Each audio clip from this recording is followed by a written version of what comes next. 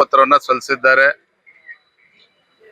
ಕೇಂದ್ರದ ಸಚಿವರಾಗಿರುವಂತಹ ಪ್ರಹ್ಲಾದ್ ಜೋಶಿಜಿಯವರು, ಮಾಜಿ ಮುಖ್ಯಮಂತ್ರಿಗಳಾಗಿರುವಂತಹ ಜಗದೀಶ್ ಶೆಟ್ಟರ್ ಅವರು, ಶ್ರೀರಾಮುಲು ಅವರು, ಗೋವಿಂದ್ ಕಾರಜೋಳ ಅವರು, ಅರವಿಂದ್ ಲಿಂಬಾವಳಿ ಅವರು, ಮುರುಗೇಶ್ ನಿರಾಣಿ ಅವರು, ಗದ್ದಿಗೌಡರು, PH ಪೂಜಾರ್ ಅವರು, ನಮ್ಮ JDS ಪಕ್ಷದ ಎಲ್ಲ ನಮ್ಮ ಹಿರಿಯ ಮುಖಂಡರು, ನಾಡಗೌಡರು ಕೂಡ ಬಂದಿದ್ದಾರೆ. ನಾರಾಯಣ ಸ್ವಾಮಿ ಬಾಂಡಿಗೆ ಅವರು ಕೂಡ ಇದ್ದಾರೆ. ಇದರ ಅರ್ಥ ಇಷ್ಟೇನೆ, ಭಾರತೀಯ ಜನತಾ ಪಾರ್ಟಿ ನಾವೆಲ್ಲರೂ ಸಹ ಒಟ್ಟಾಗಿ ಒಂದಾಗಿ ಬಾಗಲಕೋಟೆ ಹಾಗೂ ದಾವಣಗೆರೆ ದಕ್ಷಿಣ ವಿಧಾನಸಭಾ ಕ್ಷೇತ್ರ ಎರಡೂ ಚುನಾವಣೆಗಳನ್ನ ನಾವು ಸವಾಲಾಗಿ ಸ್ವೀಕಾರ ಮಾಡಿದ್ದೇವೆ.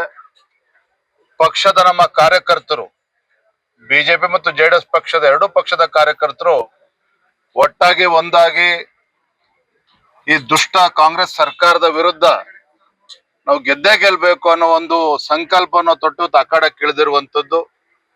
ಮತ್ತೊಂದು ಕಡೆ ಈ ಕ್ಷೇತ್ರದ ಪ್ರಜ್ಞಾವಂತ ಮತದಾರರು ಬದಲಾವಣೆಯನ್ನ ಬಯಸ್ತಾ ಇದ್ದಾರೆ. ಮತ್ತೊಮ್ಮೆ ವೀರಣ್ಣ ಚರಂತಿಮಠ ಅವ್ರನ್ನ ಗೆಲ್ಲಿಸಲೇಬೇಕು ಅನ್ನೋ ಒಂದು ತೀರ್ಮಾನಕ್ಕೆ ಈಗಾಗಲೇ ಬಂದಿದ್ದಾರೆ. ಅದೇ ರೀತಿ ದಾವಣಗೆರೆಯಲ್ಲೂ ಕೂಡ ನಮ್ಮ ಅಭ್ಯರ್ಥಿಯ ಪರವಾಗಿ ಒಂದು ವಾತಾವರಣ ನಿರ್ಮಾಣ ಆಗಿದೆ.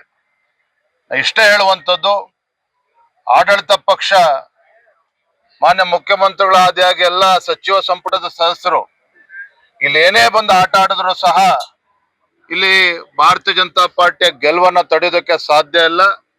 ನಮ್ಮ ಗೆಲುವು ಶತಸಿದ್ಧ. ಜನರು ನಮಗೆ ಆಶೀರ್ವಾದವನ್ನು ಮಾಡ್ತಾರೆ.